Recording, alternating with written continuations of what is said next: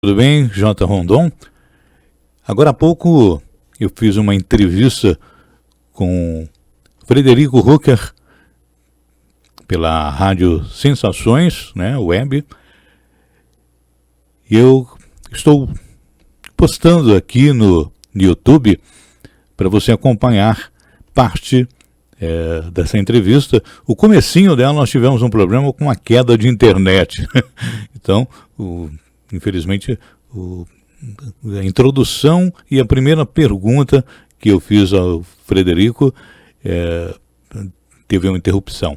Então, vocês vão acompanhar a partir da segunda pergunta até o finalzinho.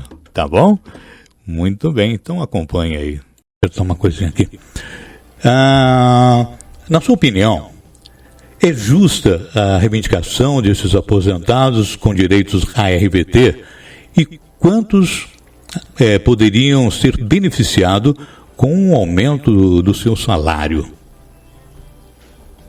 Esse é o ponto que eu queria chegar agora, exatamente o que eu anteriormente eu comentei, que é um número muito pequeno, não? Tá? Então, o primeiro ponto é o seguinte: realmente é um justíssimo direito. Ou seja, imagina que essa parcela, tá, que tem direito à revisão da vida toda, tá, eles aportaram esse dinheiro para o INSS, ou seja, esse dinheiro entrou no caixa do INSS, tá? E na hora que nós aposentamos, tá, não entrou para nós como cálculo para a nossa aposentadoria. Entendeu? E a justificativa é porque eram outras moedas que não eram reais, que não eram real, não? E que a época de inflação muito alta e tudo, como se isso fosse uma justificativa. Realmente não é, porque, ou seja, outros países também passaram por essa mesma circunstância. A gente vê a Europa, por exemplo, que criou o euro, e não por causa disso, aqueles que estavam recebendo outras moedas, depois zerou tudo, como foi feito aqui no Brasil, no caso da aposentadoria. Então, realmente é um justo direito. E quanto ao número, tá, é um número que hoje eu posso te dizer, de 1.000 aposentados, 1.000, você coloca 1.000. Então imagina, 1.000 aposentados, quantos realmente você acha que tem direito à revisão da vida toda? Aí o pessoal fala, 1.000, deve ser uns 400, deve ser uns 300, deve ser uns 100, deve ser uns... Não, 3. 1, 2, 3. Ou seja, é uma revisão realmente de exceção. Tá? Uma revisão para muito poucos. Tá? Então é isso, uma revisão de exceção. 3 de 1.000. Nossa Senhora. Na sua opinião, o que está ocorrendo desde o ano passado, em julho, né, de 2023, quando o ministro Alexandre de Moraes suspendeu nacionalmente o andamento dos processos que estavam caminhando devagar, mas com ganhos, né, de tutela, de evidência? Pois é, então realmente é isso que aconteceu, ou seja, tem muita gente, inclusive o próprio quem está lhes falando, tá, que recebeu a tutela de evidência, ia ter o seu salário, ou seja, já atualizado, tá? E de repente chegou essa suspensão nacional do ministro Alexandre de Moraes, que é o relator do processo. Quando ele colocou essa suspensão, imagino eu, tá?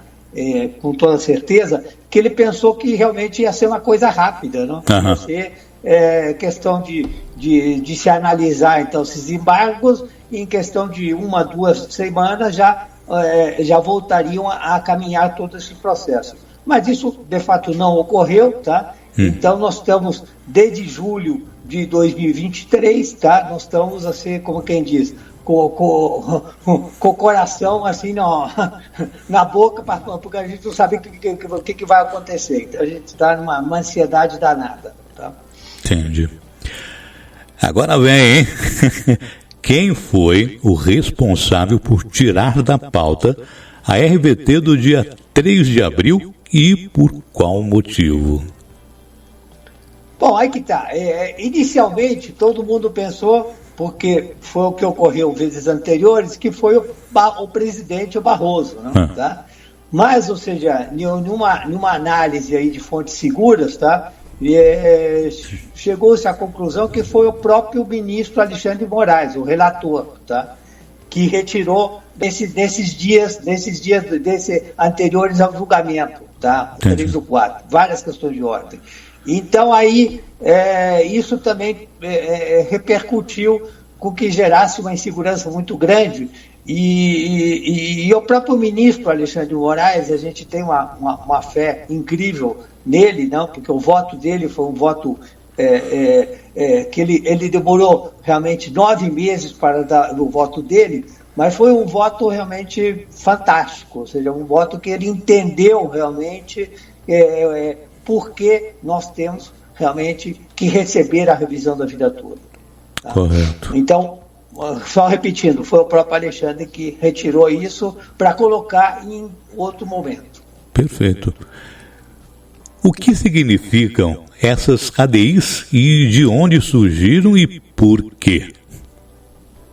É que tá, essa ADIs, para dizer a verdade, eu nem sabia o que quer dizer ADI, não? Ou seja, são os termos jurídicos, não? Uhum. E a gente vai aprendendo, não? Claro. Então, ou seja, o que a gente pode dizer é o seguinte, os embargos, tá? Eles começaram em julho, tá? Então, o que aconteceu?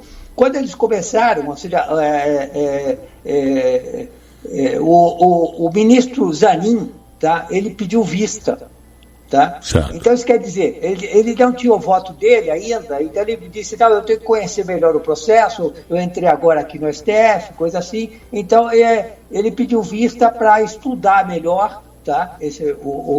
Para depois dar o voto dele. Uhum. Isso foi o que muita gente pensou, né? Agora, na realidade foi uma estratégia para realmente fazer com que o ganho que nós tivemos em 1/12/2022, ou seja, 1 ano e 4 meses atrás, não valesse, entendeu? Então daí surgiu aquele negócio do voto lá do Lewandowski, que foi indevido, que não sei o que mais, então, aquela coisa toda, tá? E nós, de repente, vimos que todo mundo bateu em cima, ou seja, inclusive a OAB, dizendo que era um verdadeiro absurdo, não? Ou seja, não tinha sentido nenhum isso aí, tudo. Então, o que acontece? Eles tinham que procurar alguma coisa, tá? que fizesse com que a gente não ganhe. Tá? Então, eles foram atrás dessas ADIs. Então, a ADI mexe com a Constituição, não? Ou seja, eles pegaram umas ADIs de 25 anos atrás, tá? De alguns partidos na época, que falavam sobre fator previdenciário, tá? Ou seja, nada a ver com revisão da vida toda, nada a ver com... Porque imagina, 25 anos atrás, a revisão da vida toda ela existe há 11 anos, não? Ou seja, então, não tinha nada a ver. Mas então eles aproveitaram essas ADIs aí, de 25 anos atrás, para tentar tornar a nossa vitória inconstitucional, ou seja, dizer assim, não, vocês não têm mais direito agora porque antes era o melhor benefício, não, você podia escolher, agora não existe mais escolha, você tem que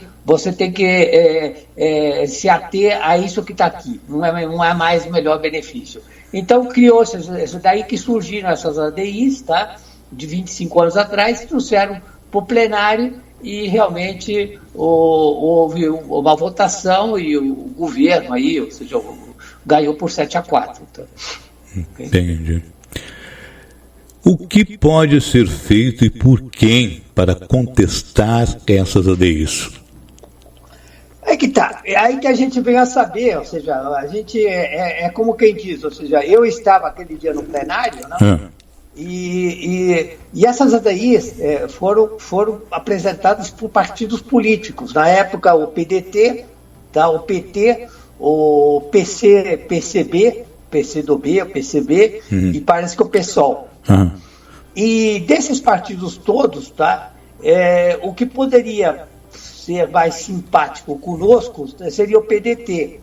Tá? Então a gente tem tentado um contato com o PDT, tá? Que nós sabemos que o PDT, a figura principal do PDT é o Ciro Gomes, não? É sempre candidato a presidente da República, nessa última eleição ficou em 4º lugar, não?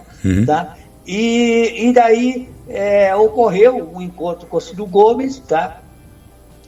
Para ver se ele nos autoriza, então, a fazer, então, embargar essas ADIs, tá? Então, seria isso que nós estamos procurando aí, né, que nós ainda não temos a confirmação do partido, tá? Nós levamos isso a advogado do partido, que eles estão analisando, tá? E nós não temos ainda a resposta do partido, se eles vão concordar com isso ou não. Tá? Entendi. E a posição do ministro da Previdência Social, Carlos Lupe? Que tá, o Carlos Lupe, ou seja, a gente para quem acompanha a revisão da vida toda, a gente lembra que o Carlos Lupe, a questão dos 4, 5, 6 meses atrás, antes dos embargos, inclusive, antes de ser votado, iniciado os embargos, o Carlos Lupe, ele falou até em se fazer acordos extrajudiciais, ou seja, para diminuir o custo da ação, entendeu? Correto. Porque você fazendo acordos extrajudiciais, aí os honorários advogatícios, aquele custo da ação sucumbência que chama, tá? Então isso você acaba eliminando, não? Entendi. E também, ou seja, você faz um acordo diretamente com quem está te devendo, ou seja, basicamente sem intermediários, então ficaria muito mais barato. Então, o Carlos Lupe, vamos dizer assim, ele, na ocasião, ele disse, olha, está perdido, como todo mundo pensou, não? Já está perdido, já tinha sido julgado pela Corte Maior do país, pelo STF, ou seja, nos deu ganho de causa isso em 1/12 de 2022, não? Então, para não onerar tanto o INSS, nós vamos, então, tentar fazer acordos extrajudiciais. Então, essa foi a ideia do Carlos Lupe. Então, o Carlos Lupe, a gente vê uma pessoa muito bem coordenada, muito bem, ou seja, disposta a conversar conosco, a reconhecer realmente que o INSS perdeu e que o INSS, então, deve pagar os aposentados agora. Que bom, né? Frederico, na sua opinião, como está a RVT para aqueles que ainda não ajuizaram os processos? Que tá. Então, ou seja, aquele negócio. Quantos supostamente seriam os beneficiados com a RVT? Bom, esses números da parte do governo, ele sempre falou em milhões. Não? O próprio Toffoli, recentemente, ou seja, uma vergonha total, ou seja, porque o CNJ, tá, que é o Conselho Nacional de Justiça, tá, ele tem compilado todos os processos judiciais do Brasil inteiro. E aqueles processos que foram colocados como revisão da vida toda, chega a 102 mil, isso pelo CNJ. E o Toffoli, ou seja, claro que sabe disso, ou seja, se essa é uma informação pública, não? Mas ele insiste em dizer que existem mais de 3 milhões de processos. Não? Tá? E ele conversando com o Barroso também com o presidente do STF, concorda e tá, falam de sucumbência de 10%, porque a sucumbência é o custo da ação. Tá? Então, por exemplo, se a tua ação ela entrou por valor de 100 mil reais, tá? Então 10 mil reais é o custo da tua ação, tá? Que é 10% a sucumbência, entendeu? Tá? Então, se você perder, tá? O que acontece? Você vai ter que pagar para o erário, você vai ter que pagar os 10%, você vai ter que pagar os 10% da ação. Não é advogado que paga, é você mesmo. E essa cobrança eles não abrem mão. Esse tipo de cobrança, ou seja, ele tira direto da tua conta do banco. Se você tem qualquer objeto, ou seja, no teu nome vai também, ou seja, interditar aquele objeto que você tiver, pode ser casa, pode ser carro, pode ser o que for, você entendeu? Então eles vão tirar de qualquer forma, tá? Então é isso, é isso aí. Então, ou seja, hoje, aqueles que não ajuizaram os processos, tá? Devido àquilo que ocorreu, tá? Eu acho que morreu, ou seja, não tem mais tempo, tá? Ou seja, realmente nós estamos numa situação muito ruim, mesmo aqueles que ajuizaram, não? tá? Então, aqueles que nem sequer ajuizaram, então esses, praticamente, eu diria, a probabilidade de terem sucesso é mínima, é praticamente zero. Tá? Entendi. E aqueles que têm o processo ajuizado? Tá, essa que é a questão hoje, né? Ou seja, a questão hoje é o seguinte, então, como eu estava falando, o CNJ diz que existem 102 mil processos. A gente sabe, pela experiência que a gente tem, a gente sabe que, vamos colocar o número de 100 mil, 30%, tá? 30% são processos que foram mal colocados. Quando o próprio advogado, para cobrar alguma coisa do seu cliente, tá? Ele diz que seu cliente poderia ganhar mais alguma coisa assim, então não respeitou a decadência, não respeitou documentação, então 30% esquece, tá? Aí sobra 70 mil processos. Tá? Desses 70 mil processos, a gente sabe de que em torno aí de uns 50%, tá? O INSS vai contestar. E eu digo isso pelo seguinte, porque eu tenho acompanhado, ou seja, o que ocorreu, tá? A nível de ganhos, tá? E que o pessoal está recebendo hoje, tá? Isso foi antes do Alexandre de Moraes entrar com a interdição nacional, não? Antes de julho, não? Uhum. Então, praticamente todos aqueles que ganharam, tá? Sempre o INSS pagou menos. Em alguns casos, muito menos. Então, eles estão recebendo esse muito menos e estão correndo atrás do prejuízo. Agora está parado, você não tem como correr atrás. Tá? Outros estão recebendo um valor próximo, aí desistiram até de brigar. Falaram, deixa melhor isso aí do que ficar brigando com eles, então estão recebendo isso e ponto final. Tá? Então é isso. Então, aqueles que têm processos ajuizados hoje, tá? Nós estamos tentando ver se a gente consegue, tá? Que realmente o governo concorde nos pagar, não? Tá? Porque existe inclusive foi até engraçado, porque parece que as coisas chegam a mim assim de uma forma assim meio por Deus, não? Uhum. Eu vi uma frase que é atribuída a Buda, não? Uhum. Que diz que 3 coisas não podem ser escondidas por muito tempo: o sol, a lua e a verdade. Você entendeu? Então o que acontece? Nesse fim de semana, saiu em um site, uma reportagem muito bem feita, tá? Inclusive no Grupo Lesados, quem não viu ainda, que entre para ver, que está escrito: STF aceitou fake news de Lula e Haddad para RVT. Entendeu? Então, ou seja, a verdade está vindo à tona. Então, aquilo que se falou de 480 bilhões e que depois o Barroso e mais o Zanin falaram que ainda tinha mais, além dos 480, a sucumbência, que era mais 48, não? Então, tudo isso aí são valores que de uma irresponsabilidade total, tá? Porque fala-se muito em fake news nesse país, mas, ou seja, o poder maior desse país cria a própria fake news. O presidente da República cria fake news. O ministro da Fazenda cria fake news. O presidente do STF cria fake news. O ministro do STF cria fake news. Então, é um absurdo. Tá? Então, é isso que é essa situação que nós estamos vivendo hoje. Só uma parte dessa frase que você citou agora há pouco, eu postei no Facebook, tá? Acho que foi ontem, eu postei, achei fantástico isso. O Frederico, eu quero pedir aqui também aos nossos ouvintes aqui da Rádio Sensações, do programa Recordação, acabamos começando o programa atrasado porque tivemos uma queda da internet, né? Então, para você que entrou, começou a ouvir a rádio agora há pouco, nós temos um papo aqui com o Frederico Rucker, administrador e criador do grupo de Facebook Lesados pelo INSS Revisão da Vida Toda, que conta hoje com 2.600 membros.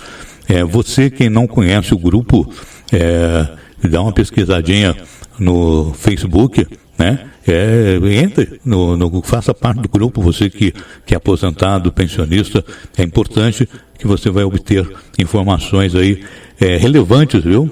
Nesse grupo que é administrado pelo meu querido amigo, né? Que a gente conhece pessoalmente, Frederico Rucker. O programa, Frederico, o sistema automaticamente entra gravando, sabe? E o comecinho do programa, infelizmente, com a queda de energia, ele interrompeu. Eu acho que não vão ter a gravação da segunda pergunta em diante, tá? Mas não importa, eu vou te mandar.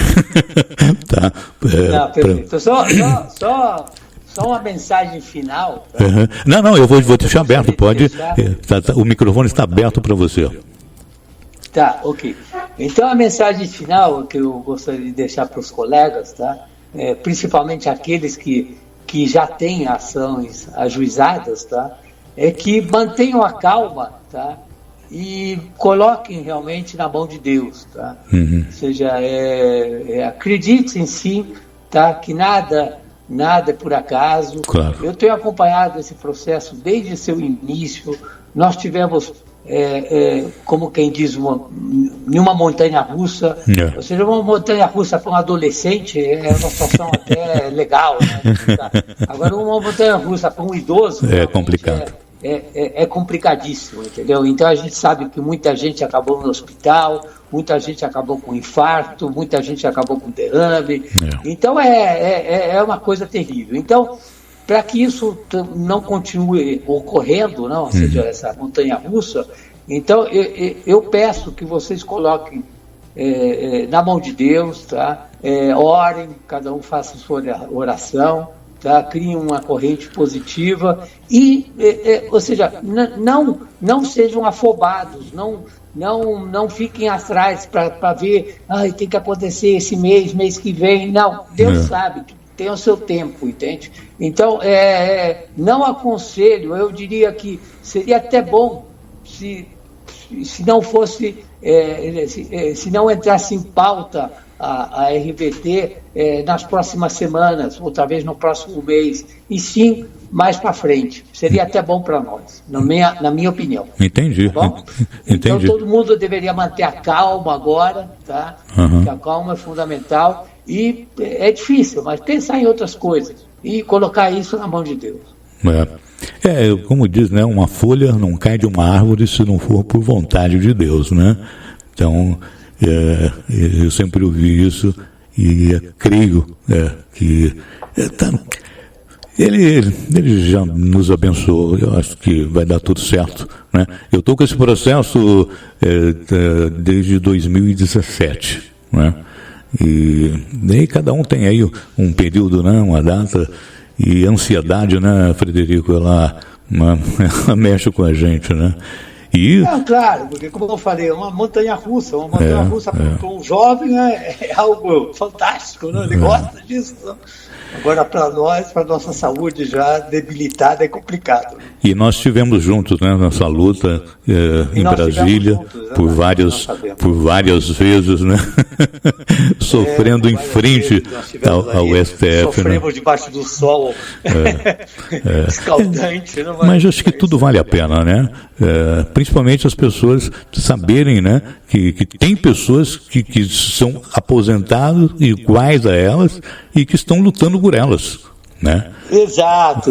Não, mas isso tudo aquilo que eu digo, aqueles que, não sou só eu, claro, existem muitos que estão lutando, tá? E principalmente aqueles que estiveram em Brasília, tá? São verdadeiros missionários, não? Eu diria isso. Eles estão fazendo algo assim, uma missão, algo assim por Deus mesmo, porque realmente é isso. Tanto eu digo isso que se não fosse isso, ou seja, esse processo, inclusive advogados, não poucos, não? Se destaca a BL, o doutor Badari, o doutor Murilo, esses são os destaques, não? Existem outros também, tá? Mas esses são os destaques que têm se dado inteiramente a esse tema, entendeu? Mas isso por quê? Porque eles têm visto o sofrimento dos seus clientes, entende? Então, Sim. eles hoje, tá, eles já, eu diria que muitos deles, ou seja, nem estão muito interessados em saber quanto que vão ganhar da ação, coisa assim. Eles querem que seu cliente realmente ganhe, tá, para eles dar a satisfação, para eles se sentirem assim realizados. Tá?